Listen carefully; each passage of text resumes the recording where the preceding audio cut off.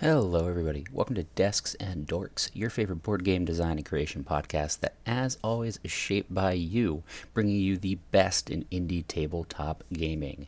Today, I'm Riley, the desk to Kyle's dork, and I will be joined by Kyle as well as Callan Davis from Half Monster Games in another released playthrough of After the Rain, our upcoming tabletop role-playing game where you build your character up by losing the facets that make you, you. If you're interested and you like what you hear today, we have a Notify Me link in the description below, as well as at desksanddorks.org. You can just click the button right in the middle of the website. You can go to the Kickstarter and get notified when we launch on February the 8th, right around 12 o'clock noon Eastern Time. Without further ado, we appreciate you guys listening in, and here is what we like to title A Man and His Hamster.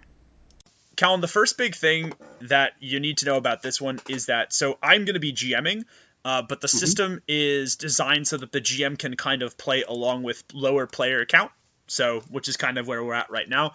The game is designed to work with 3 players and up, It's less of combat and more of a cooperative story that we're kind of all building together. So the golden rule of thumb is whatever is the coolest thing for the story is probably what we're going to go along with. So the big thing that we need to work on first is shaping our characters. And we also need to work on what we call the goal. So After the Rain plays out in a 3-act structure. So in Act 1, it is us basically taking the steps that we need to attain whatever the goal is.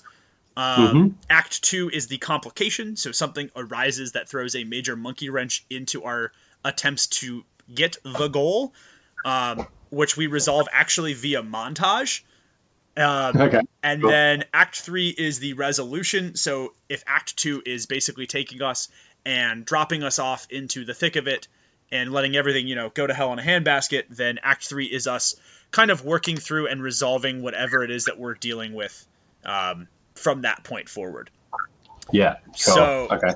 The goal, if you guys are okay with it, is going to be solve the mystery. I'm really sad that Jack couldn't be with us for this, so I planned a little sci-fi mystery for us. All right. So, the mystery is simple. I'll enjoy it. Well, you can tell him how great of a time he missed. Just really rub the salt in the wound. Yeah. So all of us are, helps if I spelled it right, all of us are private investigators hired by an unknown party to investigate a series of disappearances on this. Like 5-star is almost like too small for it, but it's like essentially an ultra luxe resort on one of the moons orbiting Saturn. Nice. Yes. So we have all been hired by an unknown party to investigate the disappearances on this ultra space hotel. All right. So the problem with this state of affairs, the way that it is as it goes on right now, is that there is the rain, which is an ever-present force. In our case, so depending on what setting it is, because the rules are setting agnostic, so you can set them wherever you'd like. In our case, it is actually a hyperchemical version of mercury that wipes away memories and experiences. Which is true, because on Titan it actually rains mercury, which is absolutely crazy. Wow. It's one of Saturn's moons. So the more that we're exposed to that, the more the parts of our characters are going to be wiped away, which is kind of the problem, is that we kind of have to expose ourselves to the rain and to the elements in order to achieve whatever our goal is. In this case, it's to solve the mystery and figure out what is happening to these unknown people. Yeah. And so basically what's going to happen is you're going to have a character, and they're going to have 3 facets. So it helps to think of these as the core tenets of your character's, essentially their personality, but also their experiences, their moral fiber. It literally is the key pillars of the character itself. Yeah. I'm reading up on them now. Awesome. Yeah. The different reusable facets. Yes, they are. So, and if you have one that's not in the rule book, by all means that you want to toss it in, go for it.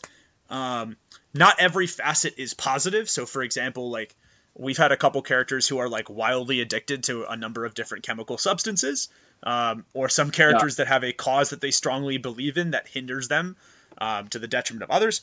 But what's going to happen is you've got 4 6-sided dice. You'll roll those. You will choose 3 of them, and each one of the 3 that you choose will become your facet for that particular part of your character. So the higher up it is on the dice level, the more the bigger part of your character it becomes. So like a 2 wouldn't be something that ranks really highly. So like, for example, let's say if you're like me and you crack your knuckles all the time, you might have like your addiction to that being at a 2. But if like you're a single father and all you have done your whole life is basically attempt to raise your children to the best of your abilities, and they like their needs consume your every waking thought, you might have your children or your children set to a 6. Basically like the 6 is like a pillar of your personality. Yes. And like a 1 is like a, sort of maybe something that's not really changeable. Exactly. It's more pliable, more transient within your character, because as we go throughout the game, we're going to drop the levels of these facets basically pip by pip. So what starts at a 6 might be a 3, and when those drop because of exposure to the rain, what happens is those memories are gone, as well as any experiences or skills or impact that those memories would have had. So for example, if you're an ex-soldier and that was set to a 6, and by the end of the game your combat is set, your profession is set to 2, you might not even know how to use a gun, which has happened to a couple of our players. So that's the big thing, obviously. What's up? Does the rain always like attack away at like your facets? Is that sort of the mechanic? Oh yes, always. So what happens is in Act 1, each of us are going to get a single scene. We can choose to set this scene with any number of the player characters or the non-player characters within this world that is built up. We must choose one of the facets to kind of like take the lead in our scene, whether it's if my private investigator status is a profession that I really care about, then that's going to take the lead for me. Then that's the facet that I'm going to drop by the end of that scene. Right. Now, so that risk reward thing where I'm risking, I want the reward to be I'm using my strongest facet, but I'm risking that as well. Precisely. Now, that's that's an automatic, like you have to drop it by the end of the scene, but there might be really difficult things that I require you to do as a game master, which is where that 4th dice comes in. You actually roll the 4th dice and then add whatever the level of the facet is that you're trying to do, if it's applicable. So, for example, if you're like a nurse trying to make a tourniquet, that would be super applicable and probably something that you'll have to drop that facet in addition to it, but you'll probably succeed. But if you're a nurse and you're trying to jury-rig someone to come back to life via lightning, it's going to be a lot harder of a roll. The other thing is if there's something that's really, really awesome that you absolutely want to do, you can choose to automatically succeed without the game master's say so. But if you do that, if you are above a 3 so you pick a facet, if it's above a 3, you automatically drop it to a 1. Yeah. Because you have to expose yourself to the rain in some way, shape, or form to make that work. If it is a 3 or below, it drops to a 0 and is completely gone. Okay. And then for character creation 2, if you rolled a 1 or a 2, for character creation, you're like, let's say you have 2 1s and you're like, well, crap, what am I going to do with these? You can automatically raise those to a 3. Okay. Yep. What if I lose all my facets? If you lose all of your facets, that's not necessarily the end for your character, and that's actually happened where a player has lost all but one of their facets, I think. And so what happens is, the rain can't actually kill you. The rain is only driven to destroy the person that you are right now. It cannot harm the person that's left over. So hopefully, over the course of this game, you will wind up basically making a character that is different than the one that you started with because they have to adapt to the changes in who they are as a person. Something like grow and change. Oh, that's cool. Yes. I like that you guys have like a structural mechanic for actual player growth, because that's something that a lot of people are like, you don't want static characters, you want growth, but like how to implement that is sometimes difficult. So yeah, that's really cool. Well, and that's it really. That's the microcosm of the game itself. Is I wanted a game that said, hey, like you need to. All the players start in the same location for Act 1, so all the players are already together. They already have a shared common goal in mind, and you already know that they're like. And unlike a lot of other role playing games where like it's really bloated for character creation, you're like, you don't need a 6-page backstory. Realistically, if you can boil down every D&D character you've ever made to probably 3 or 4 different traits that really define who they were. So I just really wanted to kind of get like it's a distilled shot of role playing essentially. Yeah, and something that I really love with role playing games is tying like your stats to story or narrative like traits rather than like esoteric skills, if that makes sense. So it's like, so I've rolled 3d8 to like randomly choose which of the facets are going to be the ones that my character has. So I have an irresistible urge, loss, and a traumatic past. Oh my gosh, your character's a train wreck. Horrible in life. All right, so that's cool. So I'm gonna roll my 3d6 now. All right, so you have irresistible urge. I've got a 65 and a 2. So I'm gonna put the 2. I'm gonna put the 5 as the irresistible urge. Okay, what is your irresistible urge for? We'll see. I'm just gonna. So my loss will be maybe the 2. No, I'm gonna have traumatic past as the 2 because I don't like characters that are that bad. My character's going to have had. They were in a car crash, or they were in a hovercraft crash, and they lost their mother in the hovercraft crash. That's a 2. I'm gonna call it a hover crash. Hover crash. Hover nice. crash. Love it. And so their irresistible urge is that whenever they're like driving or anything like that, they have to go really slow. And they're not allowed, like they can't like go super fast, but they're super safe with their driving. You're the anti-Sonic. I love it. And then their loss is the 6. So this is some sort of personal loss. They've lost like all their money. So they were like a sort of hotshot private investigator, but they got into deep water with like a gang that they were investigating, and the gang like basically trashed their name. So can we say reputation as well?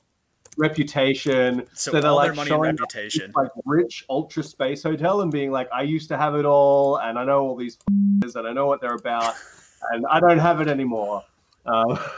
Excellent. I love it. So there's one other thing that your character needs, and that is a connection to at least one other player at this table, to that other character. So again, this helps to generate that role playing really quickly. So I'm going to leave that blank for right now, just so we can kind of flesh out our characters. It's usually helpful to sort of build that last. So does your character have a name, Callan? My character's name is Aloysius. Aloysius. It's no salmon, but Aloysius.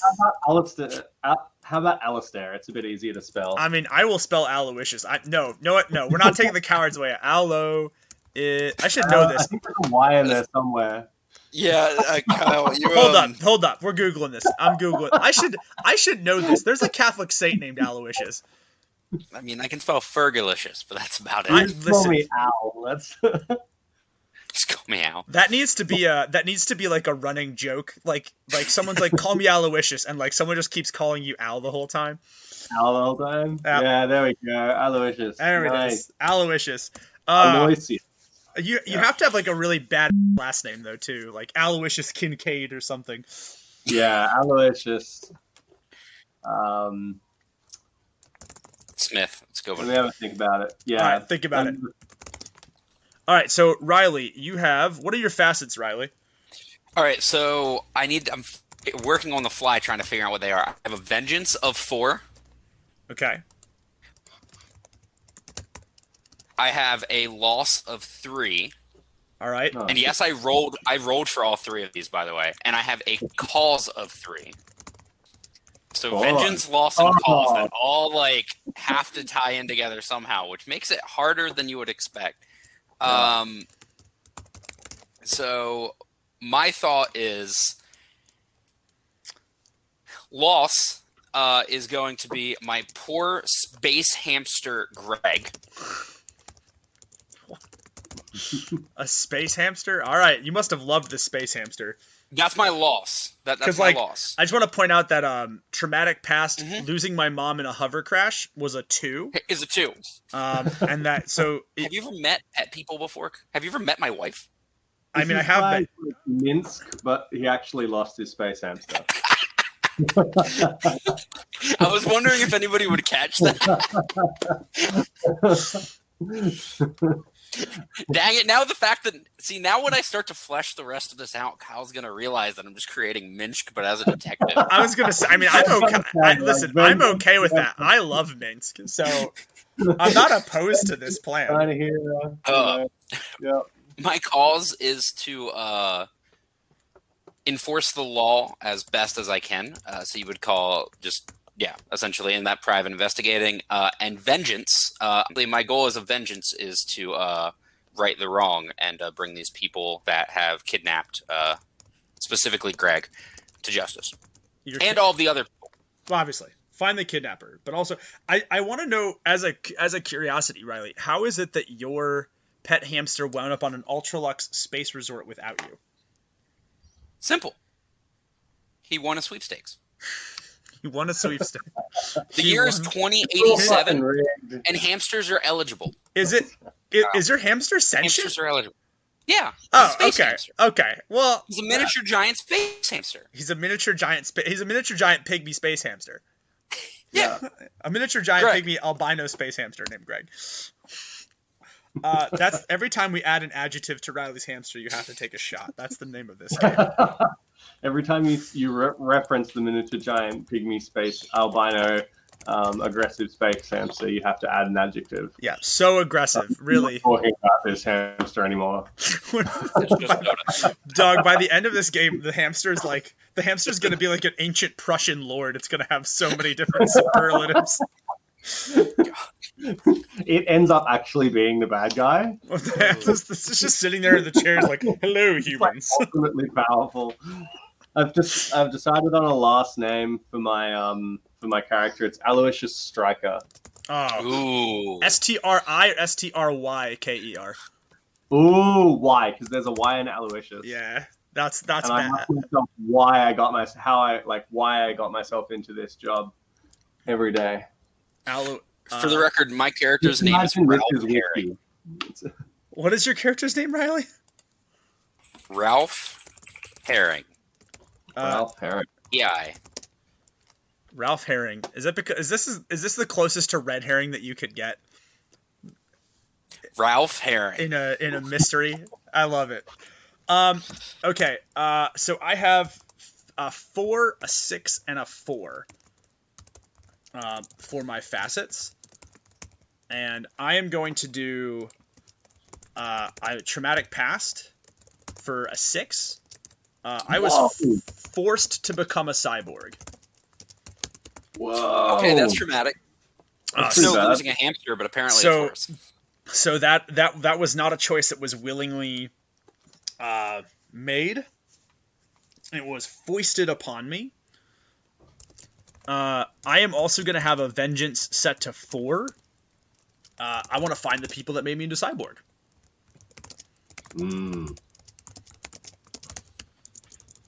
All right. I think that seems like a good one. And then you know what? Callan, let's do dealer's choice. Roll me that D8 and just give me a facet for my last 4. I'll make it work for the character. So,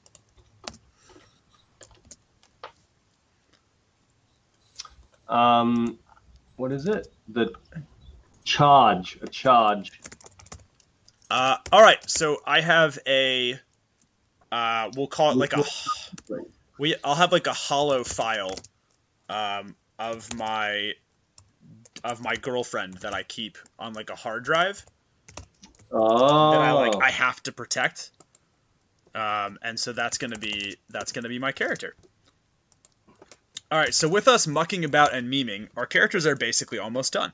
Nice. I am gonna call myself. It's gonna be ST. Sigma Phi Sigma, which actually would spell out Steve. And so that is my, if my limited knowledge of Greek life has taught me anything, I'm pretty sure that's how Greek numerals work. And if they don't tell me. I mean, I'm pretty impressed that you could do that on the fly, I've got to say. Yep, there we go. So I am Sergeant ST Sigma Phi Sigma, or Steve. Okay, so now we get to work out our connections. So this is basically just like how these characters know each other prior to the beginning of After the Rain happening. So usually they could be friends. In some cases, they might be former family members or partners, or we've had a couple games where they've been like ex-lovers. That's been really entertaining. But in any case, so it's up to us to kind of decide how that's going to work. The thing is that every one of us needs to share a connection with another player that doesn't already have a connection. So like we're not going to have the same person for the connections unless like we absolutely want to. But usually you want to make sure everyone has at least one connection that goes to them at the start. So let's start with Ralph Herring and his good pal Greg, the mutated, abominable, aggressive, pygmy, albino space hamster. Who do you want to have a connection with, sir? Between Aloysius and myself. Oh, master of miniature mammals. I think Aloysius fits the bill a little bit better as a close connection. Okay. Because I'm not near as ridiculous as Aloysius is to have a connection with the cyborg. Okay. I would argue I'm a nice level-headed individual who does absolutely nothing weirdly. And I assume our connection would be something along the lines of being a part of the same firm, or at least having connected in the past. Yeah, like we've worked together. We've worked jobs together before. We know that we can have each other's back. Yeah. Our dynamic is to be decided, but that'll happen later. Yeah. Okay. That's a good connection. So at least you feel comfortable having one another's back. Cool. And then I am going to have my connection to... I'm going to have my connection to Ralph. Cool. We're going to say that I had originally hired Ralph's PI firm to help find the people that did this to me.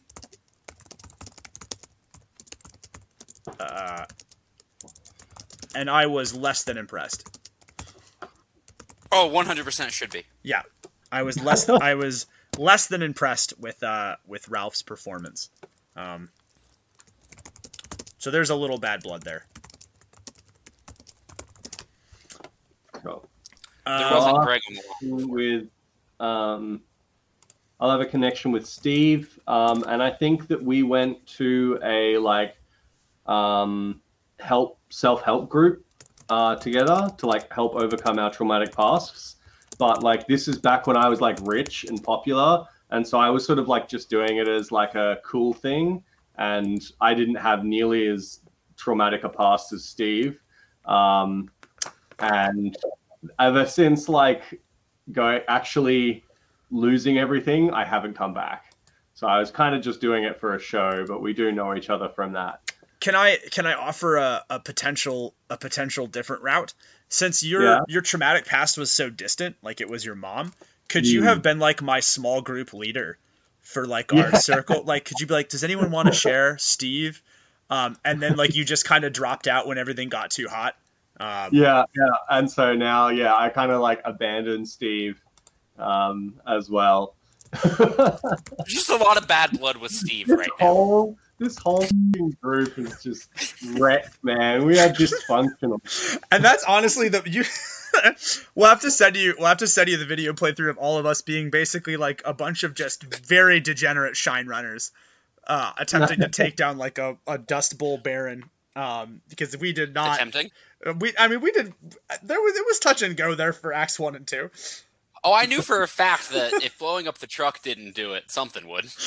But yes, so usually it starts off. This is the opposite of your average Dungeons and Dragons campaign, where instead of starting off as Forgotten Realms and then going to It's Always Sunny in the Forgotten Realms, it usually starts off as It's Always Sunny and then ends at the last season of It's Always Sunny in Philadelphia, where people are sobbing because the one dude comes out to his father gay in a beautiful dance number. And zooms slow panning on Danny DeVito's face, weeping. He's like, I get it. So it's going to end up super serious. It will. It usually does. The first act usually starts like people are like, wow, this is a wreck. And then you start to lose stuff. And then all of a sudden it starts to get very, very, very real. It hits heavy. Okay, so as a brief aside to anybody who inevitably watches this recording, our 3 characters are Aloysius Stryker, a disgraced ex-private investigator who has basically come back to the Axios station for a job to hopefully reclaim not only his lost money... One last job. To reclaim his lost money and reputation. He has a connection to Sergeant Sigma Phi Sigma and or Steve. They were a small group leader for their self-help group. Then we have Ralph Herring, another currently operating private investigator on the look for his lost sentient space hamster Greg. Poor Greg. Who is... I really hope that like by the end of this we come to the conclusion that Greg didn't like disappear. He actually is running away from you. And this is all just like... I'm a responsible caretaker. Your character is just so like psychologically bereft by the loss of this hamster. He can't deal with the fact the hamster like left him. This is denial right now. A very strong denial arc. And then I am playing as Sergeant Sigma Phi Sigma or Steve, who was forced to become a cyborg. And then my connection is to Ralph, who I hired his PR firm to help me find the people that did this to me, and I was less than impressed. And I did not say what Ralph's connection was, but Ralph and Aloysius are ex-partners, or not ex-partners, but they have worked together in the past, and so they feel like there's a modicum of trust there. With that being said, let's set the scene. All right, we're going to do this. So all of us are going to basically arrive at the center of the Axios Lounge during its off-season. So the reason that it is kind of a little bit more closed down than it usually would be is that the special Mercury rains on Saturn, on this particular moon of Saturn, are actually much, much worse. And there are actually several different hull breaches within the resort itself. So... which is why we're able to actually go, because let's be real here for a second, not a single one of us could afford this place if it wasn't for that. All of us have been hired for some way, shape, or form to basically look for... There has been a series of 16 missing persons reported in the last 2 months on this station. And so other than a small skeleton crew and support staff of about 12 for a 16-story station where every floor is like about, 18 football fields long and 18 football fields wide. So it's a very, very minimal support crew, as well as we have a single AI host. We'll call him Smithers because I like that name a lot. So that is why we were able to sort of find our way into this base. The big reason that we're there is that most of the evidence that we have all gathered, I think, prior to this, points to a central location within the Axios, which is a club called The Void. It is a basically cylindrical tower. It's a cylinder-long anti-gravity tower nightclub that basically runs like a big central spoke in the middle of the Axios station. So, Callan, one of the things that we've got for After the Rain is that there's a series of locations. So you can, of course, choose to play out wherever you would like. And so the locations for us are going to be, and I'm just going to add a list of the locations here. We've got the Void itself, which is usually bumping, but is in fact locked off at this time. We are in the lobby/central receiving area. There is also a guest area, so we'll call it the guest hotel. There's kind of like a pool/spa area. There is a speakeasy plaza, so it's entirely basically it's a whole plaza that is one big speakeasy. It is basically just a festival to booze. And then there's something we're going to call it the leisure station, which is the area that's kind of caters to any guests, shall we say, desires or needs or wants when it comes to having a great time at the Axios. And that is going to be where we begin our scene with the three of us sharing the most awkward space elevator ride in existence up to the central plaza area. So the elevator doors swing open and we are left with essentially a big empty, think hotel lobby with a huge sort of plasma screen, plexiglass looking dome overhead, giving us a perfect view of Saturn and all of its moons. The big thing that dominates the center of this room is a large central desk, which just says check-in. And that is going to be where we start our first scene. So in the traditional rules, it is up to the youngest player to set their scene. So at this point, I think that's still you, Riley. Am I correct? I am. How old are you, Callan? I'm 30. Yeah. Okay. Yeah. Yeah. So, and just as a sidebar, there are definitely some cracks in the ceiling, and the mercury rain is kind of pouring up against it too. So, we're like in low orbit in the atmosphere of this moon. So it's enough to see space, but not enough that we get out of the rain. Natch. All right. So Riley, who would you like to have your scene with? I think it would make the most sense for me to have the scene with both people. All right, excellent.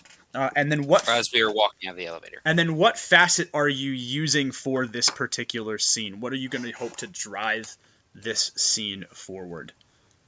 I am going to use my vengeance facet, actually. I'm not going to focus on Greg right away. Greg will be, don't worry, he will be came back to it later on. But first and foremost, we have to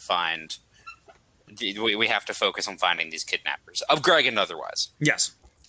Heart of a So to set the scene, I would like to imagine that as we are walking out and going, we have that creaky, slightly older, rustic, like, it hasn't been as used, so they haven't been maintaining it as much, I imagine. Elevator door that opens up. You walk out and you just hear like the brief snippet of, "Don't forget to keep an eye out for Greg, guys. Keep an eye out for Greg." As we walk out and we look into this area. Oh, sorry, what was that? No, it's all right. You you go ahead. I was just going to say, as we walk into here and then we see the desk, is there anything else going on around us? So as you step out of the elevator, a series of like glow lights on the floor actually like start to like just gently kind of flare to life. And overhead, the dulcet tones of what can only be described as elevator music in space begin to play. Also, a light flickers at the central desk.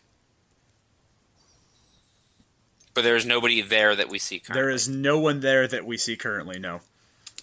All right, so Callan, as we walk out, I believe you had said something. What would your character be? What would Aloysius be saying currently? Aloysius is looking around at the giant table and none of the people around, and he's saying, "Look at all this. Useless. It's a waste of money. You don't need a table this big just to let people in." My calculations dictate that this costs at least several 100 million different credits on Earth to produce. Yeah, that's right, Steve. Why aren't they spending that money on things that are important? Like me. Health care? Didn't you own a table bigger than this once, Aloysius? Like double the size? No, like, why aren't they spending all that money on our contract? That's what I'm saying. Okay. That makes sense. That makes sense. Well, as you say that, actually, the lights flicker again, and then a person is basically standing before you. I trust, Mr. Stryker, that you will be happily pleased with your compensation for today's work. I take the cigar out of my mouth and I like go to poke what is obviously the hologram. There's a little bit of give, and then it flickers a little bit. Hello, sir. Yes, I do believe you've changed my internal settings. Is this posh enough for your standards, sir? Yeah, this is great. All right. Well, very good, Mr. Stryker. Perhaps a complimentary box of these on the house. And the hologram sort of produces a box of Cubans. I do believe believe your dossier mentioned you're a fan of the good stuff, sir. I toss my cigar on the ground and like stamp it out, and then I like grab a Cuban and I make a big show of like checking to make sure if it's all right. Suppose it's okay, and then I like snip the top of it with a cigar snip that I have in my pocket apparently. Oh yeah, absolutely. As you should, sir. A light, sir, Mr. Stryker. Yes. The hologram touches the tips of the cigar with its fingers, and like it just sort of the edges curl. I'm like slightly impressed, and so I'm going to step back a little bit, and because this is actually starting to impress me too much, and I say, Ralph, Owen, figure out what's going on. Yeah, while this is happening, by the way, I'm completely ignoring the hologram, and I'm like looking under the table, like just seeing if there's anything running around. I'm going to walk up, and is there a bell on the desk? There is a bell on the desk. Bling. Bling. A second instance of the hologram actually pops up in front of you, while the other one is actually sort of disseminating the Cubanos between a very gracious, we'll assume, Aloysius, and a very confused Steve, who's not sure, like, who kind of starts to nibble on the end of one, like it's a snack, like it's a Slim Jim. See, and I'm gonna like snip the bit. I'm gonna light one for him and be like, here. There's like, I imagine this is like a little heartfelt moment where Steve's like, thank you. Yeah. All right, but we'll cut back to our boy Ralph here. Yes, Mr. Herring, sir. Have you seen the missing people or Greg? I'm assuming that you're referring to the dossier of missing individuals. Perhaps this file, sir, would be of great use to you. This is a geolocation sequence. This was the last date, time, and place that every one of the 12 individuals was found. With a few notable exceptions, 6 of the individuals went missing in our premier nightclub, sir, The Void. Another 3 went missing within the recreation and pleasure centers. 2 went missing within our Speakeasy Plaza. And forgive me, sir, for the oversight in our records, but there was an additional missing person as well, sir. We're not sure where that one went. There are records of your hamster, however. Or any that is disappointing mammal. But we will get there, I guess. Greg, he's a very good hider, but he'll overcome. With that being said, I'm going to open up the thing and see where is the most recent departure. So the last disappearance, the most recent disappearance, is actually the 2 disappearances that were in the Speakeasy Plaza. Is there like I'm going to ask the hologram, I'm going to say, we might need some records of this place. Can you give us something that we can have on our holo file, map or, structural records? Of course, sir. Greatly good, sir. A third instance of the hologram kind of pops up and then hands you both like physical brochures that are actually maps. A third version of the digital file has already been uploaded to your more... No, not one for tourists. I mean one for the, that you would give, the people who actually work here. Open up your pamphlet, sir. I'll open it up.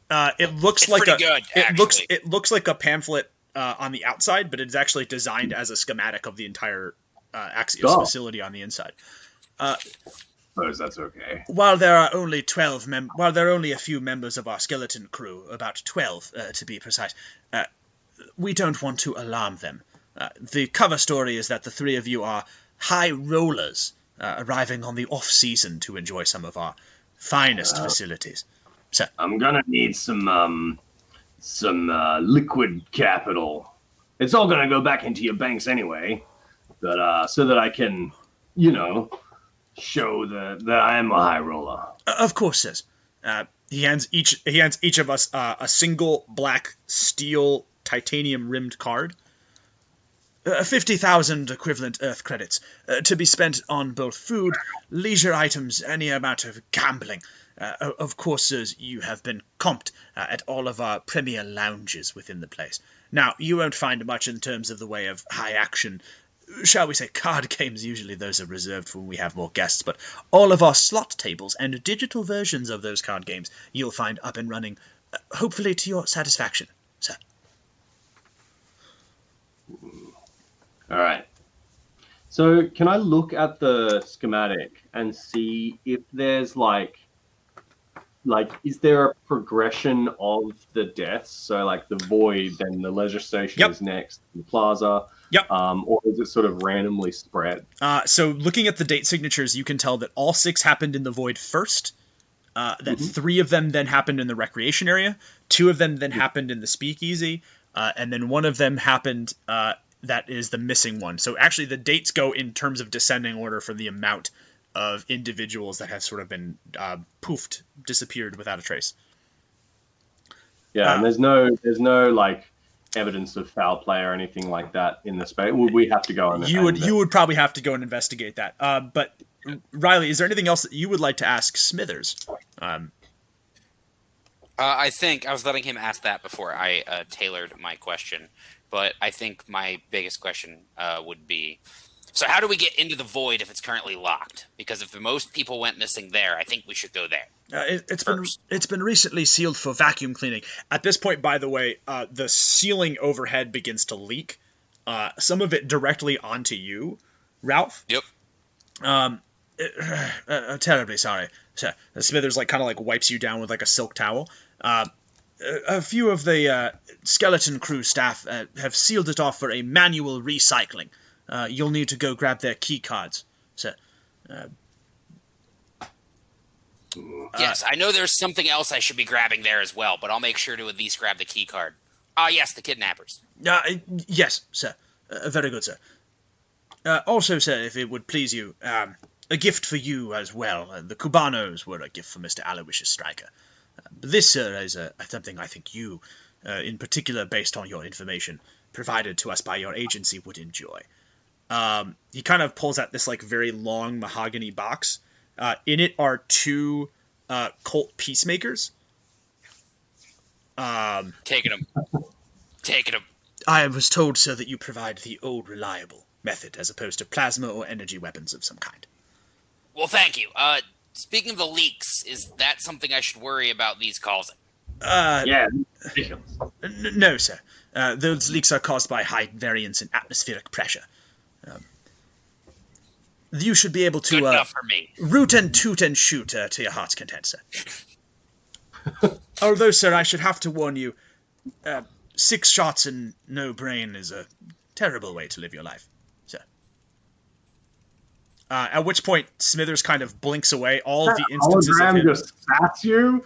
So all of the instances of him just sort of poof away, and then Ralph, for about 1 second, you kind of turn over to your left because you think you hear the pitter patter of little tiny hamster feet, and what you see is a little girl wearing basically African tribal dress.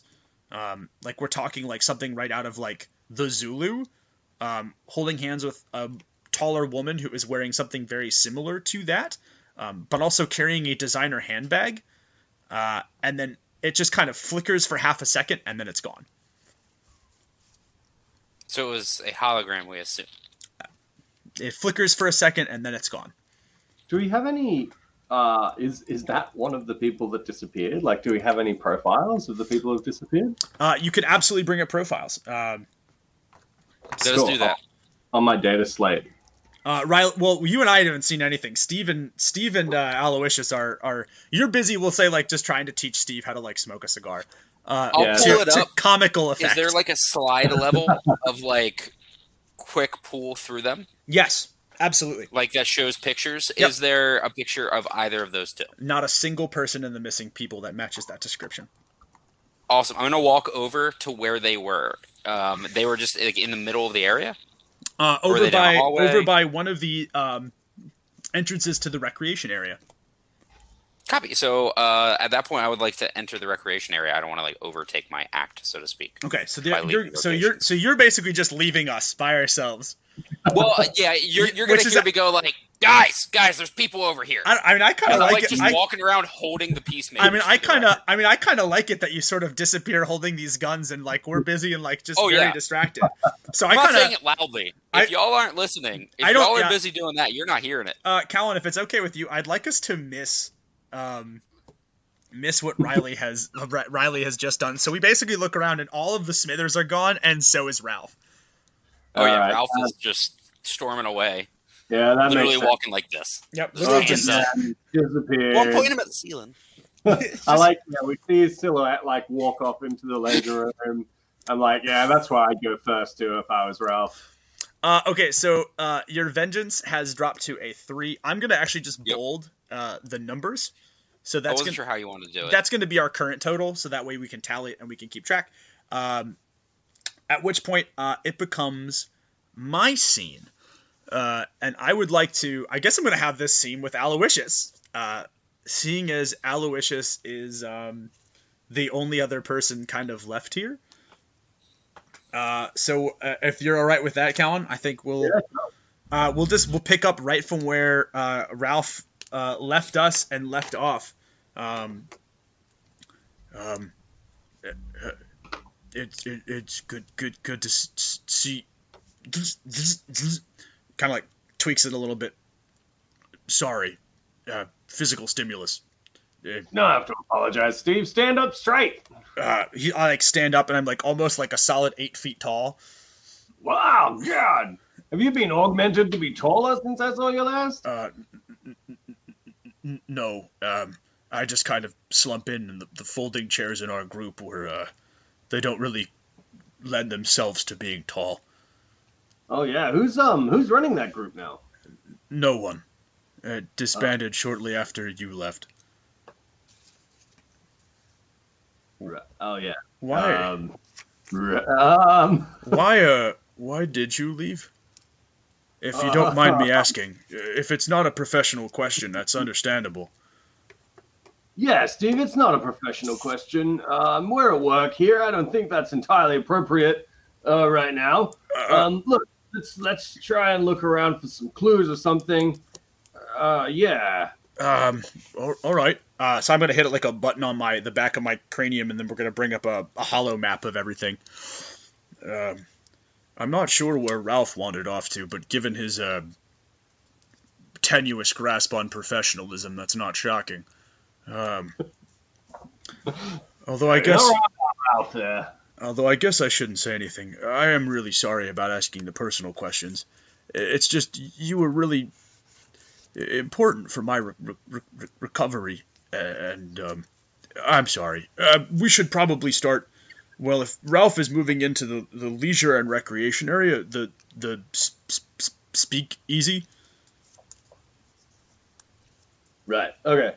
Look, Steve, you don't have to apologize, but I also think that it's I think that like the fact that you're using your cyborg powers to like help you do investigation is pretty indicative of like the fact that they've become a part of you, and I think that's positive. I'm gonna lose. I'm happy that you're using them. I'm actually, so I think I'm gonna have to lose at my my traumatic past cyborg. I didn't even think about which one I was gonna lose going into the scene, but I love that like Steve has like this weird puppy hero worship now that we've just landed on that. Steve is like 8 foot tall, like just cinnamon roll of a cyborg. I think Aloysius wants to help Steve, but he's also hella guilty about the fact that he's like. Anyway, look, let's not talk about that sort of thing right now. We're on a job, but just stop apologizing about it. Okay, let's go to the speakeasy then. Follow Ralph. He's got a good nose about this sort of thing. So following. Yeah, Ralph or following Ralph. Okay, so unless you've got a better suggestion. Wouldn't mind getting a drink. Space kind of takes it out of me. All right, let's go do that first then. I've got no problem getting a drink. I need to match my cigars. All right, so we're gonna go walk to the speakeasy as we sort of enter the door to the bar. Basically, what we find is there's one of the not itinerant workers, but one of the skeleton crew is kind of like slumped over one of the bars. And he's just not moving, like, whatsoever. I'll go up and check. Is he dead? So as soon as you sort of like look at him, he's got one of the key cards, one of the 3 key cards that we need to get into the void, kind of dangling like basically from his neck. And he's like, it's so beautiful. It's you gotta see it for yourself. You gotta see it for yourself. It's everything. It's everything. And like he makes to go like throw his drink on you, at which point Steve's gonna just kind of push you aside and sort of take the water, which is very clearly not alcohol. Wow. At which point this guy is gonna fall like catatonic onto the ground. And then I'm gonna have us both roll. Something. So just pick a facet that you'd like to roll. I'm gonna roll my. My charge of my hollow file on my girlfriend. I'm gonna roll. Sorry, Steve's girlfriend.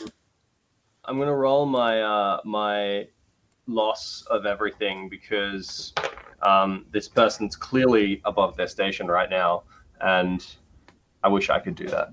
Okay. Love it. What did you get?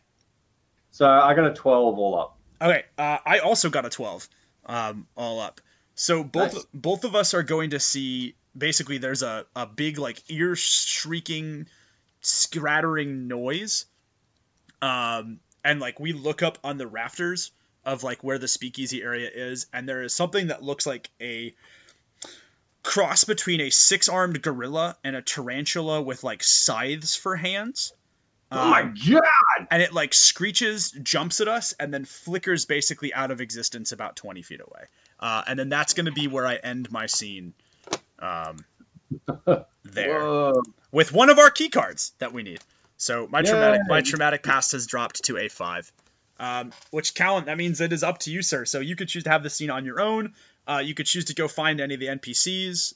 It is entirely up to you. So basically, you've got free reign. So like, if you want to even go off by yourself or find Ralph and leave me to do this, like, that's the cool part about this is like, as a character, as long as you can justify what it is that you're going to do for your scene, that is totally, completely up to you. Yeah, I think what I might do is I might message Ralph. I'm gonna go and look at the victims' rooms. Okay. And I'm gonna like, is there anyone at the bar? Like, are there people around? No, it was just the one guy. Because remember, they're like super in their off season. So other than like the skeleton crew that's managing it and Smithers, the AI who you've already met, and us, there's very few people. Yeah, cool. All right. Well, I'm gonna go and like pop behind the bar and grab like a bottle. And on my way out towards just the rooms, I suppose in the guest hotel. Great. I'm thinking, yeah.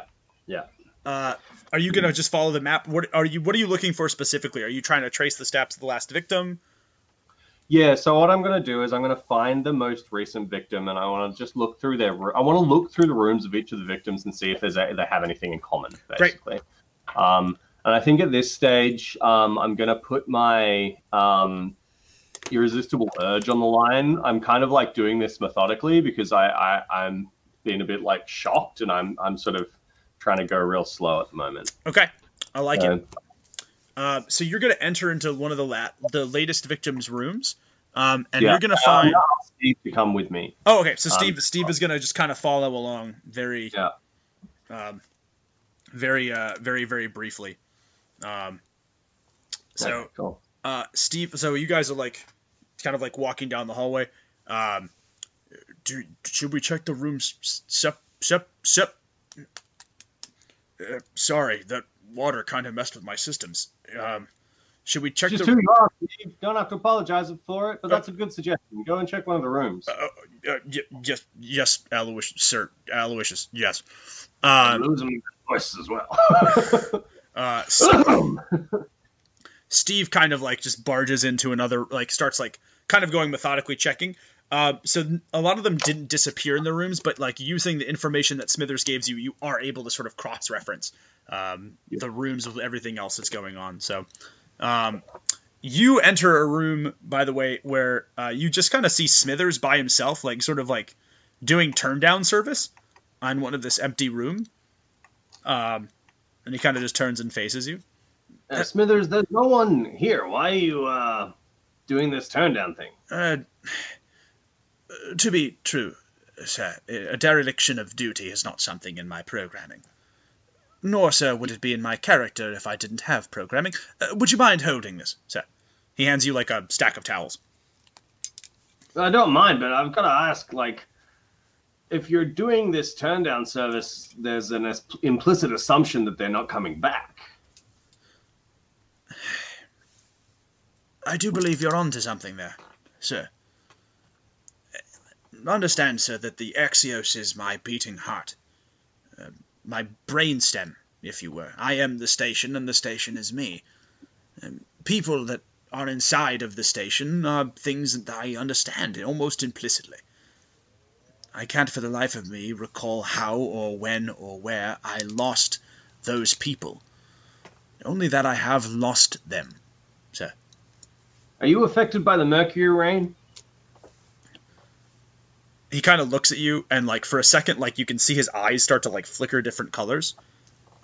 Affected by it. So who did you think brought the mercury rains here? Don't you think that a station that can raise and lower its level is at just the right level of atmosphere, where the mercury rains would affect it?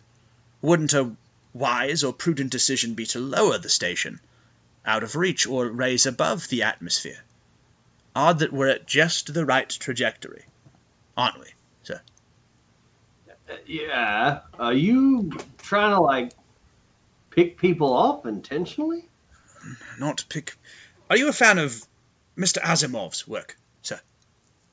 I've read it before, yeah. Do you remember what the most primary and fundamental law of artificial intelligence is, sir? Yeah, but... Like, so you are like taking it upon your judgment to what, protect us or something like that? As you say so, sir. He kind of taps you on the shoulder. Enjoy the fresh towels, sir. And then like kind of blinks out of existence. At which point you realize that the towels are a little bit heavier than you expected. Yeah, are they soaked with some of this rain? No, they're not. You notice that there's like the edges of them feel really soft, but as you put your hands in the center, there's like, it feels like there's something heavy, like right something there. In it. Yeah, okay. So I'll like open up the towel and look. But I'm going to do it carefully and away from me, so if there's something that like sprays out, it won't spray me in the face. So you do get a little bit of water on you. There does appear like it is like a central, it's almost like a central recording device, like a black box for the station. So the station is so vast, it kind of has several of these black box recording devices. And so it's a little bit soaked. This is one of the external ones. But you notice that there's definitely an area where you could sort of like plug it into your your gravitational, or not whatever your personal communications device. If you were to try and like jury rig it, which would require a roll, but I would be willing to let you do it with any facet of your choice. Cool. I might jury rig it, and I'll take some time with it. So I'll do it with my irresistible urge. Okay. Nice, because I rolled a 1, and I got a 6 total. All right, that's actually still good enough. So you sort of plug it in, and you the first thing that kind of blinks off of your system is it's the schematics for the Axios. Except that you can see the top layer, which is the layer that we're on. But as you kind of scroll through, you realize that there is an internal layer of the Axios. And all of the tech from like your personal private investigative experience, all of the tech looks military. Right. All of it. And like we're talking like bleeding edge, like the stuff, Aloysius, that you would have been paid a king's ransom to either find or keep people from finding. Right. Okay. At which point a video feed kind of cuts out, and you can see there's like sort of it looks like it's an area within the, shall we say, the recreational area. So you can watch like a couple people go in to like a wall, basically. You hear some gunshots from the inside, and then all but one of the people that went in come back out again. You cannot make out any of their faces. At which point, also, you realize that the key card, the second key card that you guys need, is kind of like just sort of lambasted to the back of this. Yeah. Okay. So, speaking a bit out of character. Yep, go for it. Does it look like there's this sort of facility where they're like getting people, taking them out of the Axiom and doing some sort of research? Does it look like a military research facility? The internal stuff does. Doing research on them? The internal stuff does, although you realize that the date that happened, like the date is still there. The date predates the kidnappings by about 2-3 years. Can I check through articles in the news and see if there's any more missing cases on the Axiom as well? Absolutely. I'm not even gonna require a roll for that one.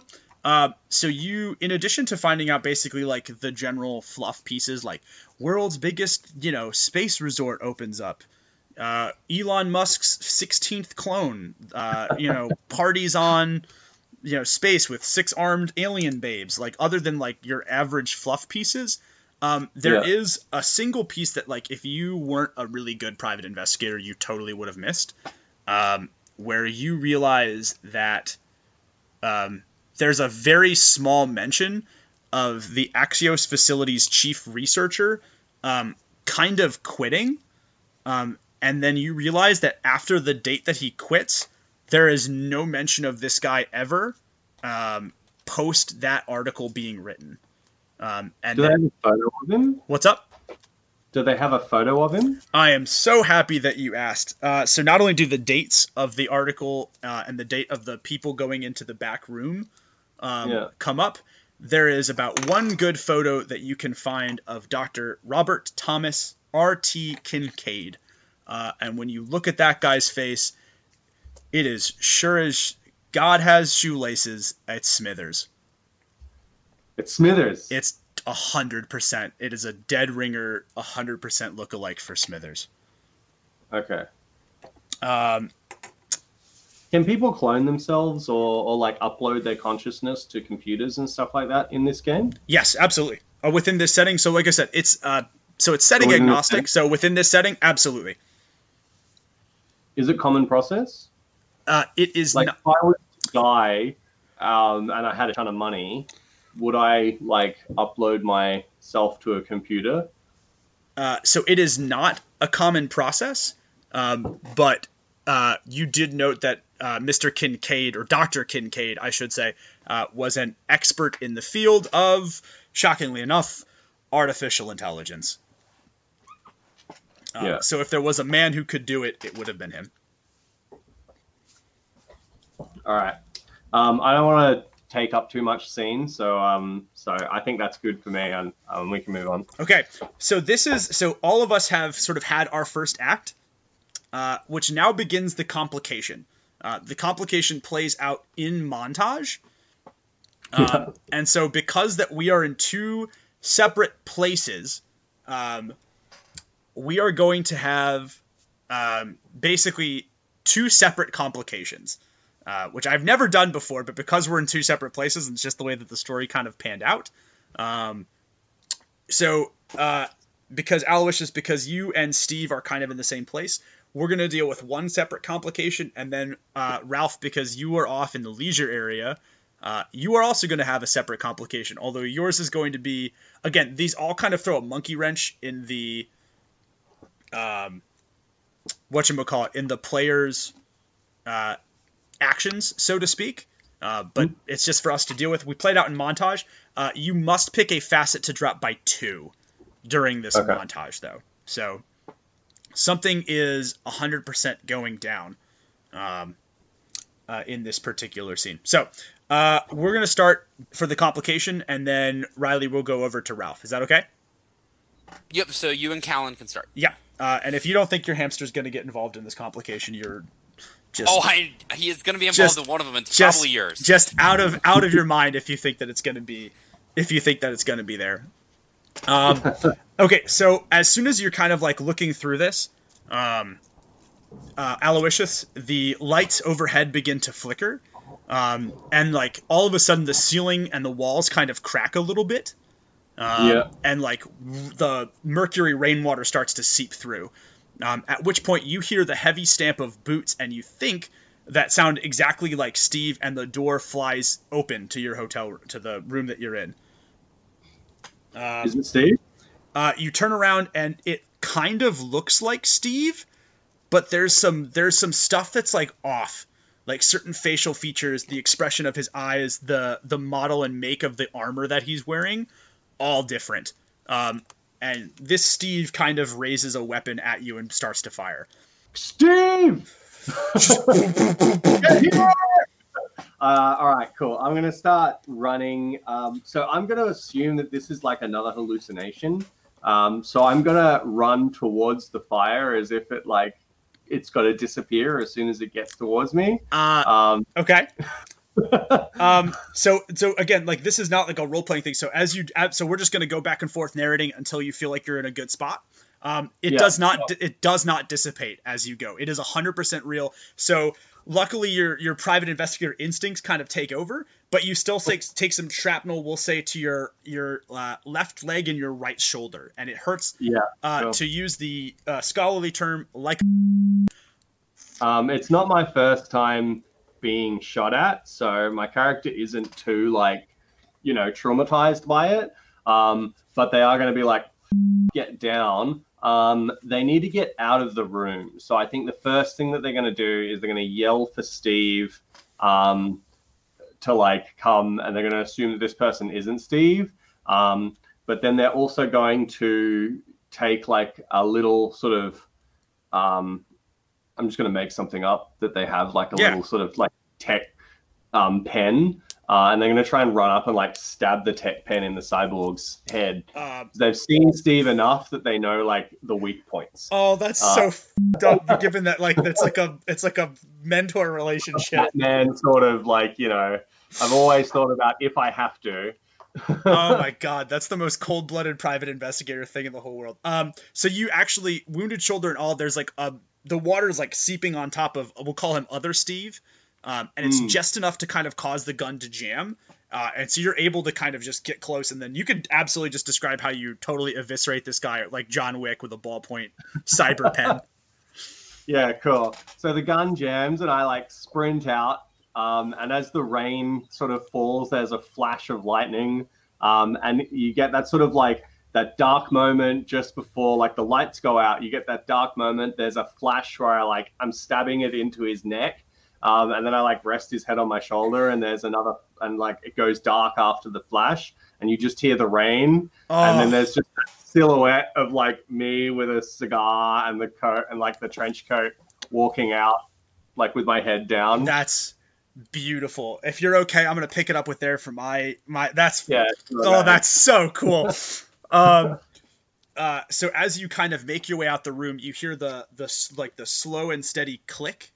And it's a click that you're well familiar with. It's a click that you have heard 1,000 times over when you have readied the action on your plasma pistol.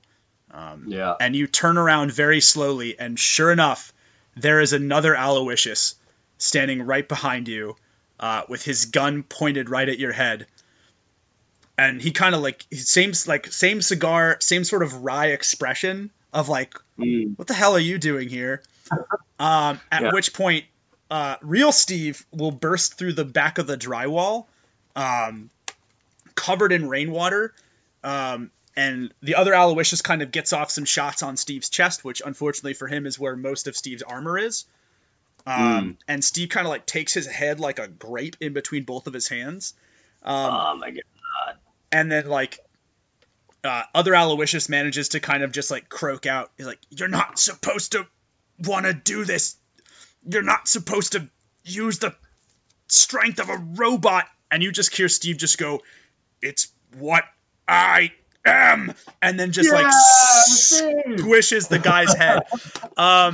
So I'm gonna drop my force to become a cyborg facet to a 3. Wow. And Steve just kind of turns around to look at you and washes his hands of your blood in the rainwater, and then offers you a single hand to kind of pick you up off the ground. I'm gonna let Steve pick me up, and I'm gonna like bawl like a kid and be like, "I'm so sorry I left you.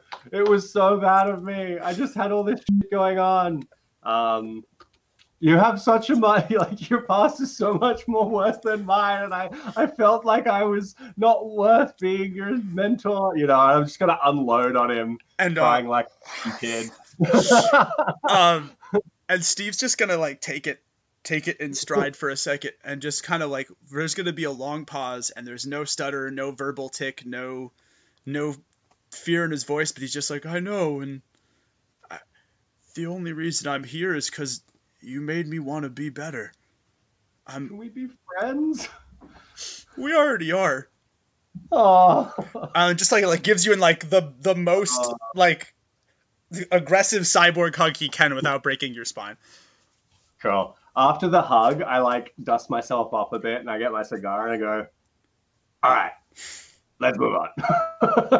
Can there just be like a moment where it's like they just look at each other like, back to work? Back to work. Yeah. Oh my god, what a montage. What an act 2.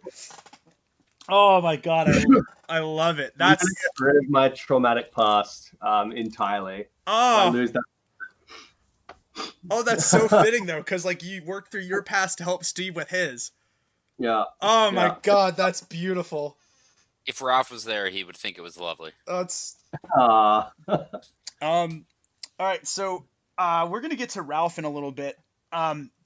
And Ralph, you're kind of like just kind of chilling out. So where are you gonna like what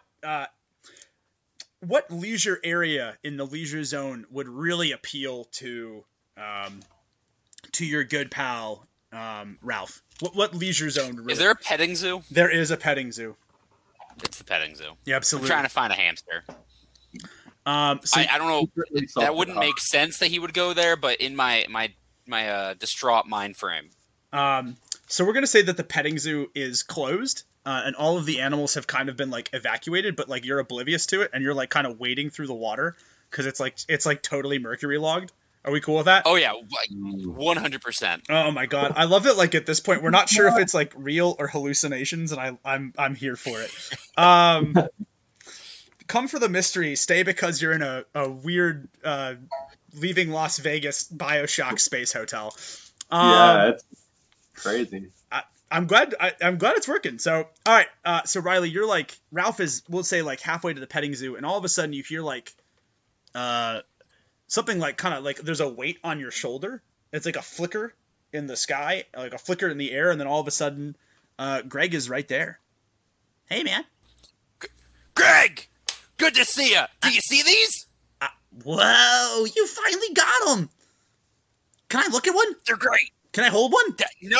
Why? No, sorry, I don't think your paws would work for that. Where you been, Greg? Well, I mean, where have you been? I've been looking for you.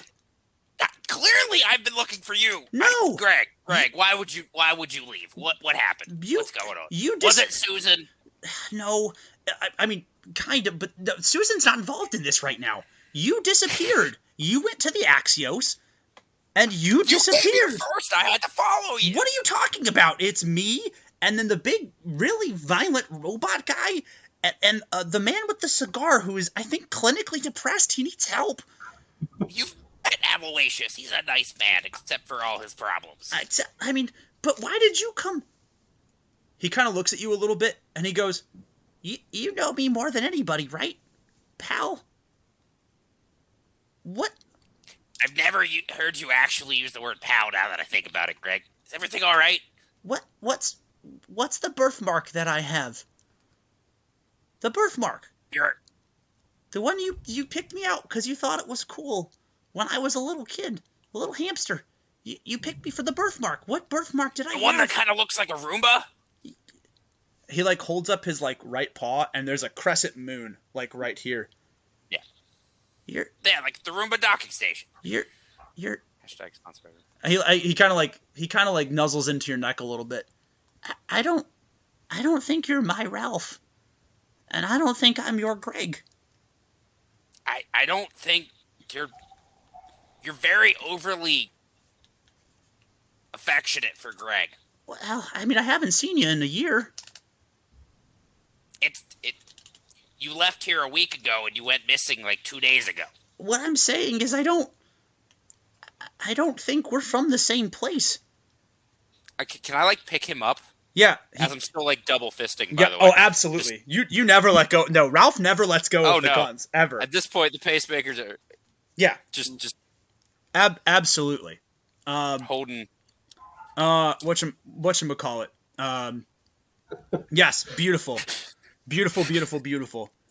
As you hold him, as you pick him up, he kind of flickers for a second. Does he feel real? Or when he flickers, he doesn't, otherwise he does? When he flickers, he doesn't, otherwise he does. Okay, alright. I just... Listen, buddy, I don't know if my Ralph is still alive, and I don't know if your Greg is either, but... You're my Greg now, buddy. Did you get kidnapped here a year ago? I think I'm choking up. I can't even speak anymore. How did your Greg get to the Axios? You won the contest. Well, Greg won the contest. And the sweepstakes. And so did my Ralph. He kind of like puts like one paw on the tip of your nose. Listen, buddy, I don't... And he kind of flickers for a second. I don't think I can stay. But... You're gonna stay with me, Greg. You're gonna be all right. He puts his other paw like on both parts of your nose, like he's just trying to like get through to you. You came with two people. You came with two friends. You gotta make sure they're okay. You gotta. Do you know where they? Oh wait.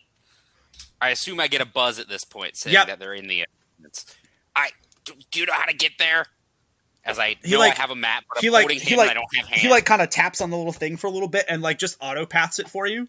So literally it's like the fastest possible route because Greg is not only a goddess, pygmy, space, sentient, mutant, albino hamster, he's also a hacker hamster. And then he kind of looks at you and he goes, you got everything you need, Ralph, and I love you, but you gotta let me go. I'm literally holding you. I'm not letting go. He kind of like gives you a little lick on the nose, and you can hear like there's another flicker far off, and you hear the voices of what sound like Aloysius and Steve. At which point he goes, "I'll miss you. Just do good for. Don't just do good for me. Do good for you." And like he kind of hops out of your hands, and then like the second you go to like grab him, he just sort of flickers, and he's gone. Oh. What are you lowering, Riley? I mean, it has to be. I lost my space hamster. Yeah. But before, oh no, we don't roll in the montage phase. That's nope, correct. You just drop one by two.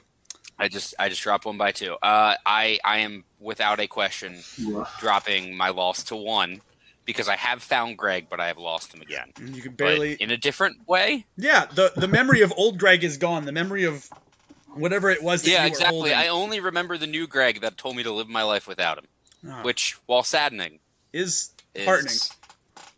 Anyone expect the emotional catharsis of this story to be from a space hamster? Because I didn't. I know. That was that was an intense moment. Oh man. Between a man and his hamster. Man and his hamster. That's a book right there. A man and his hamster. That's up there with the red fern grows, really, if you think about it. Honestly, I would say it's honestly more endearing. An unmitigated classic by Ernest Hemingway, A Man and His Hamster. Not to be confused with The Old Man and the Sea, which is the follow-up to that book. Of course. Well, after the hamster, you got to go to the sea. After the hamster. Speaking of the sea, I see Steve and Aloysius. So yeah, we're going to end the montage with the three of us kind of reunited in the hotel area. Which is cool. I like that we're kind of bringing it all together for Act 3, because sometimes people are saying... Can I end the montage by yelling, I found and lost Greg? Abso-freaking-lutely. Act 2. Wait. Steve just looks like, I found my friends. Oh, Steve. It's just a group hug of the three of us. The three most damaged individuals who should not have guns or high augmentations or a license to do anything. All right, let's go get these fuckers. So I'm gonna reveal what I know, or like what we've all sort of heard so far. And I also have two theories. Okay. Theory number one is that they're trying to replace everyone who comes here with clones in order to like determine the course of humanity. Theory number two is that there's a parallel dimension that's being sort of merged in on top of this one.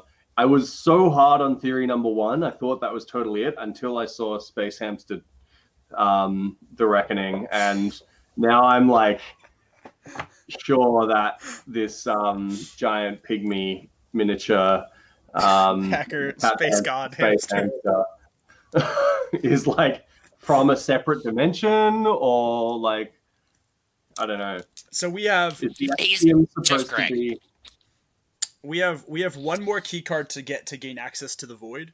I'm going to talk as Steve. It seems like all of our problems start and stop there. With that. So at this point, it falls to... so it's actually reverse turn order for scenes. So Callan, you're going to get the first scene of Act 3. I will get the second, and then Riley actually gets to close out our game. Okay. And this is okay, so this is like the resolution sort of phase. This is the resolution. This is Act 3. We've come to grips with the fact that there are things trying to kill us, whether they are clones or alternate reality versions of ourselves. We're not sure. But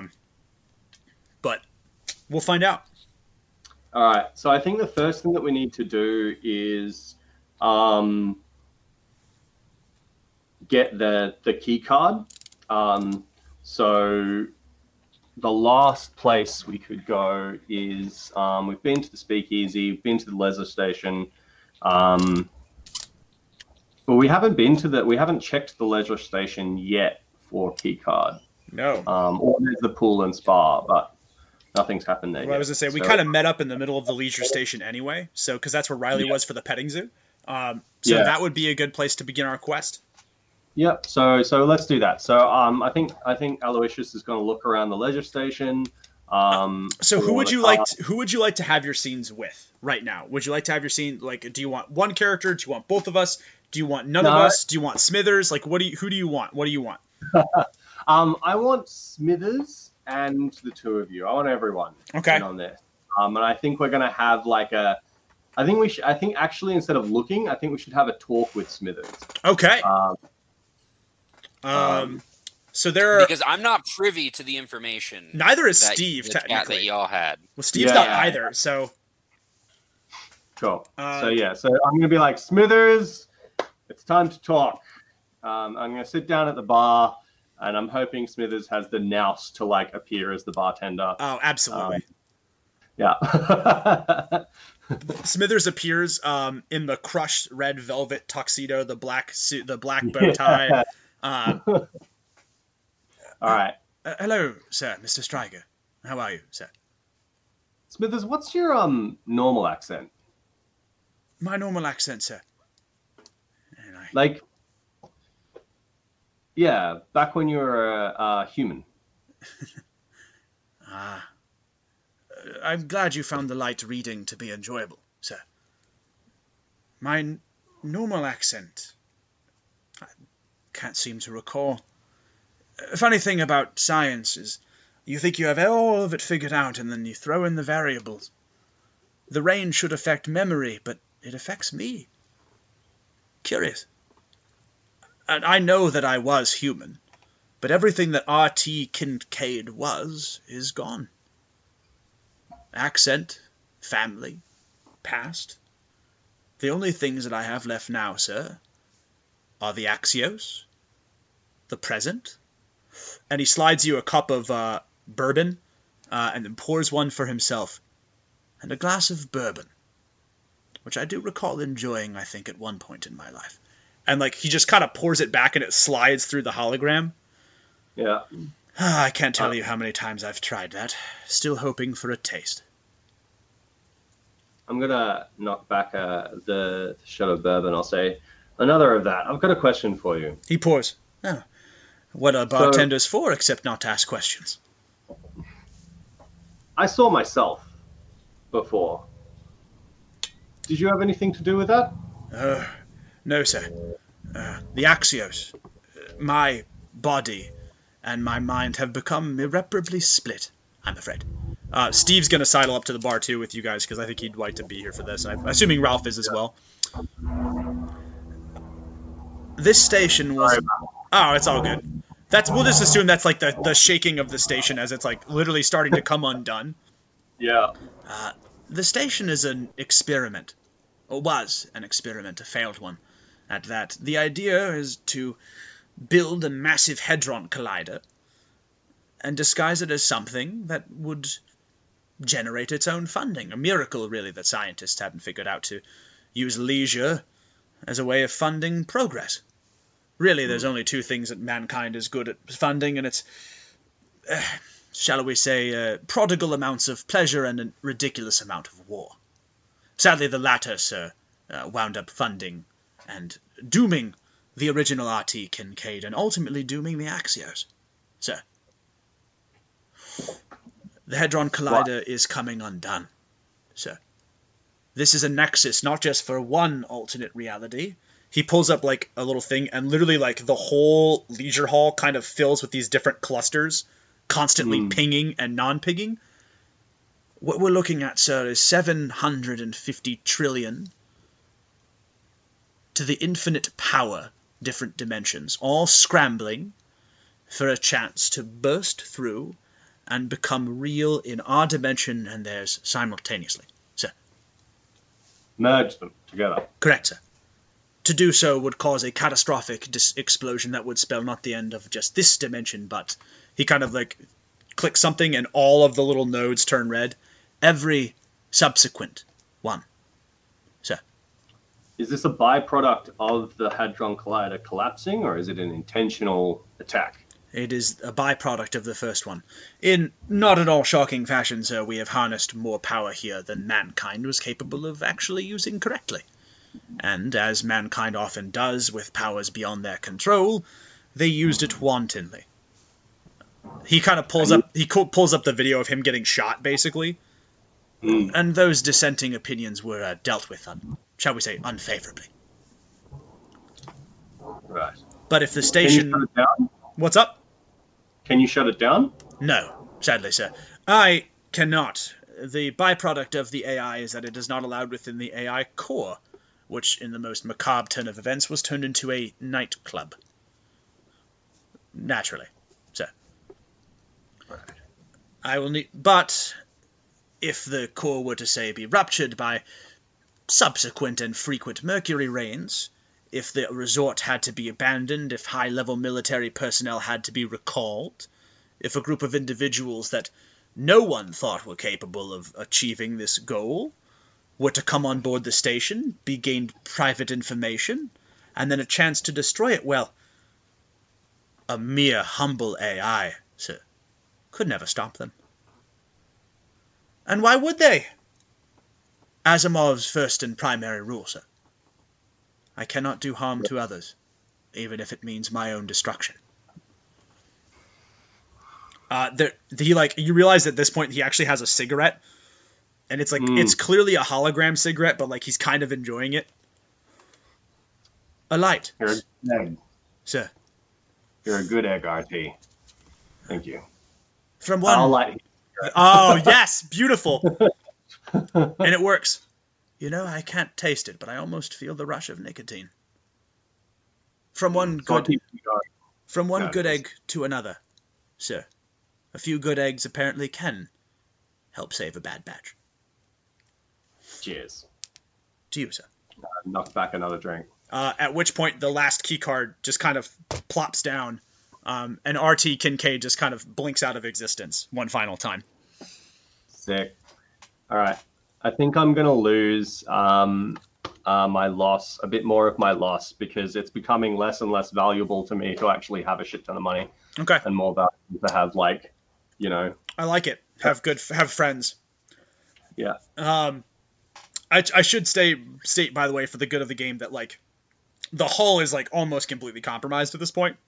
Like, the mercury rain is pouring in, so exposure to the water at this point is a given, not an if. All right, Steve is gonna have his scene with Ralph. So Steve's gonna grab all of the key cards. We're gonna need to destroy the core. If what Mr. Kincaid said is true, and he like kind of pokes the back of his head, and you can see schematics for the void pull up, then we're gonna need everything we've got for it. Which means we'll need someone to make sure that the escape pods are good. That should be you, Aloysius. You're the best pilot out of all of us. You're far better than I am. Well, Ralph, it's because you won't put the guns down.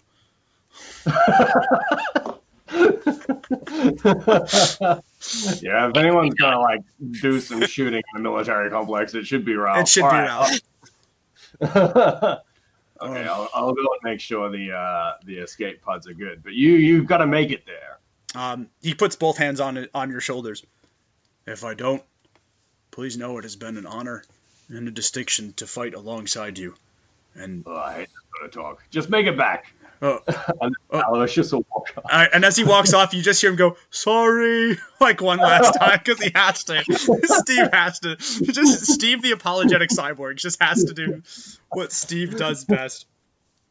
At this point, so I'm just gonna make mine real quick. So we are basically just like storming through the hall, and as reality itself is basically starting to come undone, like. Things are like starting to flicker into existence and try and stop us, and Steve is just cyber punching them like away. He's like a minigun and a missile launcher on his shoulders, and he's just like he's gone full cyborg at this point. I am gonna roll because I feel like I have to roll to like keep mowing them down. All right, that's perfect. So my cyborgness is going to drop down again to a 1 by the end of this scene. I have almost fully embraced the machine that I am. So we basically kind of gun our way to the central core. Steve's gonna use all 3 key cards. At which point the thing slides open and like more things kind of come in. And Steve's gonna look at you and just be like, I can go on in. I'll handle this. All right.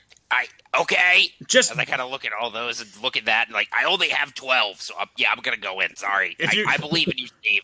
Thanks, Ralph. If you can't destroy a core in 12 shots, I think we have bigger problems to worry about. Oh, you've never seen me at the range, because neither have I. The door. That's gonna be the last thing that Steve hears before the door to the core shuts. Absolutely. Oh, what an absolute unit.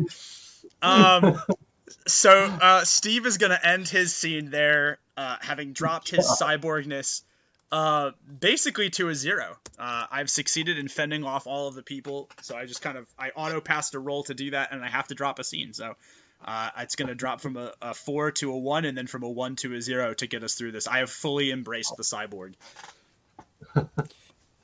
Love how our entire reality is based upon Ralph's ability. Listen, man. In retrospect, a horrible idea, but I know. From a story perspective, brilliant. Fantastic. I love everything about this. We have literally It's always the band of misfits. We let the wild card do the most important thing in human history. I'm 100% down with it. All right.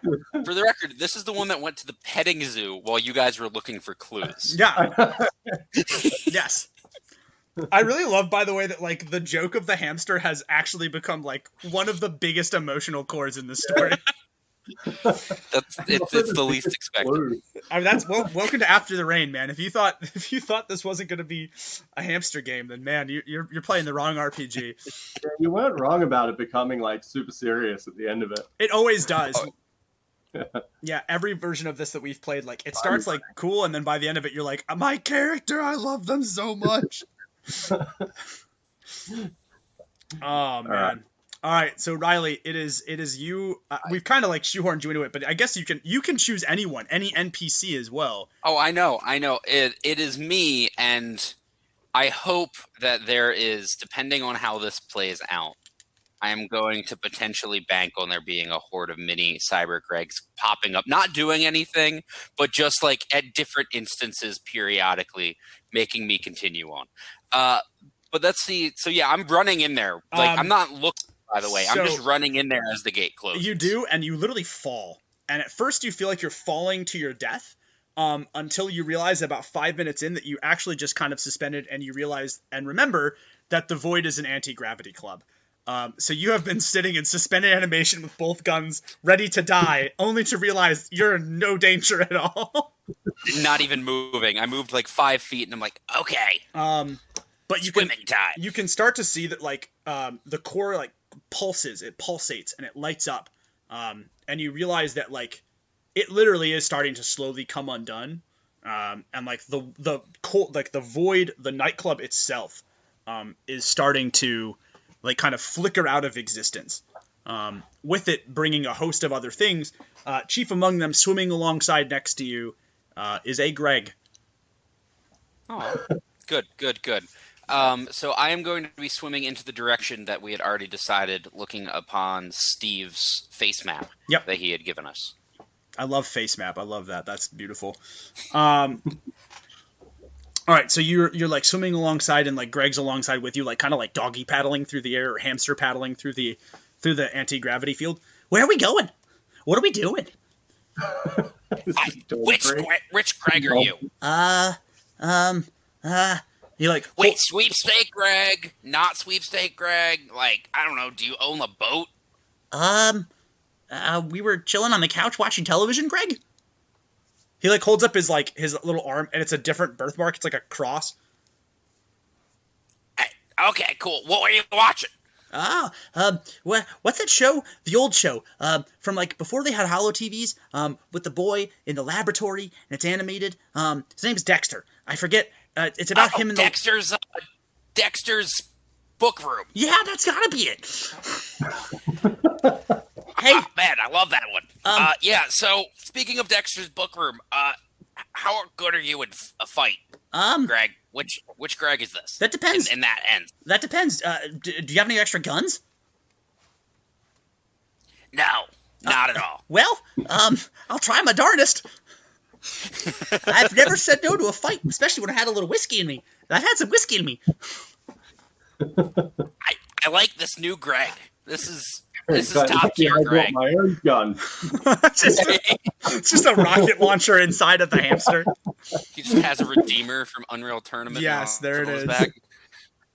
So, as you guys start to come closer to the core, other things start to flicker to existence, and true to his tiny hamster word, Greg literally just starts like gnawing like at their necks, like just launching himself like, at them like a little. I'll buy you time. Greg, no, but thanks. And I guess I'll shoot at one or two and then just give up. Do I need to roll for that? Yeah, I'm gonna have you roll for it. So the first shot is that is fine. Yep, the first shot I'm gonna have you roll for. Now we'll see what you do on the first shot. All right. See if it warrants a second. All right. So I rolled a 3, and then the stat that I would use would be Enforce the Law, Okay. which is another 3, so it would be a 6. Okay. Remember, you can of course automatically decide that you want to drop a facet down to 0 to automatically succeed if that is something that you. And you know what? I am going to do that actually with a different stat. Then Okay. I am going to completely drop my Finding the Kidnapper, my Vengeance Okay. facet. So you're focused less on vengeance and more on the Greg that you have. Yes. The first shot goes wide as the anti-gravity plus the circulation of the atmosphere, and the second shot absolutely just incinerates the generator, and like the whole of the void is just filled with like explosions and fire, and then all of a sudden a glowing sort of white light, and you realize that you're standing now, and then next to you is Smithers. I'm gonna like touch him. I'm gonna poke him with the gun, one of the gun barrels. He is solid. You mind? Sorry about that. I didn't realize that you were not Smithers. I mean, Smithers. Smithers in a way.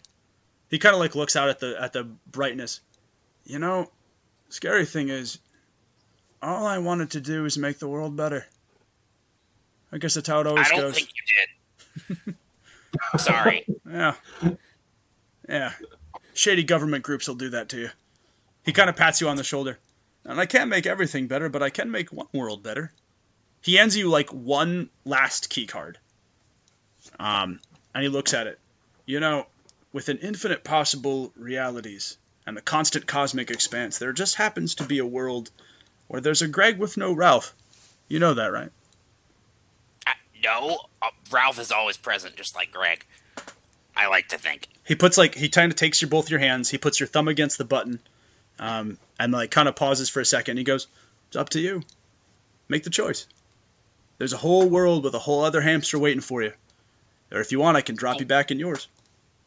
What happens to Steve and Aloysius? At which point, like, you're kind of like given an overhead of Steve literally running with like the people who had disappeared have rematerialized. And so Steve and like the skeleton crew are like grabbing everybody they can, and Aloysius is like basically playing train conductor, like doing this, trying to like get them back onto the ship. They'll be just fine, with or without you, buddy.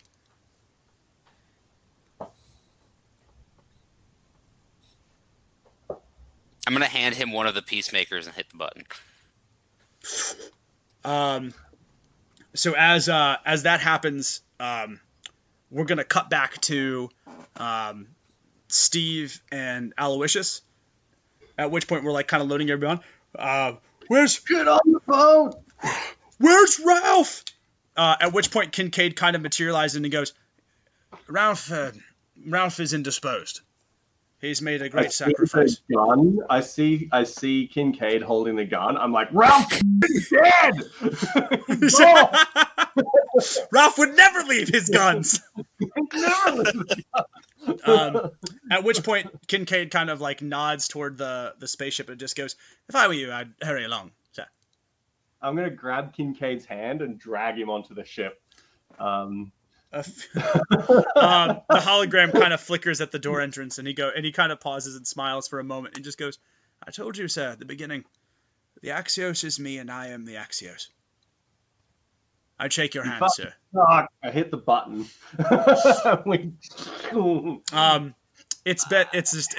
So as we sort of kind of peel off, you see Kincaid light one final cigarette, and then the entire Axios, as we sort of hit hyperspace, just goes up in flames.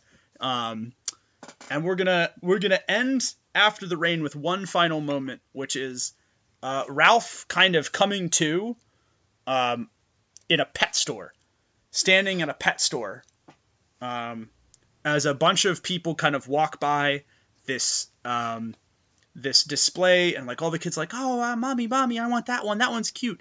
And then you see a little hamster kind of roll away from the other hamsters in the tank, or cage, whatever you want to call it. And it kind of just like sort of looks up at Ralph, and it just kind of goes, hi. Yeah, I'm gonna like wave the clicker and be like, I want Ralph, or I want Greg. And the pet store owner goes, do you want the little one? Greg. Okay, man. It's a runt, you sure? Greg. Yes, please. He kind of drops this little hamster into your hands, and it sort of puts both of its little hands up, touches both sides of your nose, and just goes, Greg. And that's your name. Greg.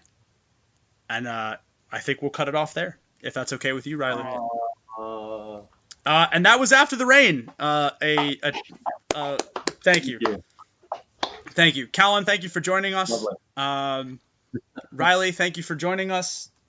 Greg, the spirit of hamsters everywhere, thank you for joining us. And that was A Man and His Hamster, our After the Rain playthrough. If you guys are interested, definitely make sure to check that out in the Notify Me link. Give a subscribe if you're listening on YouTube, or like us on any of your favorite social medias, as well as check out Callan and Half Monster Games out. We'll have them tagged in the descriptions as well. Thank you again, guys, and you have a nice day.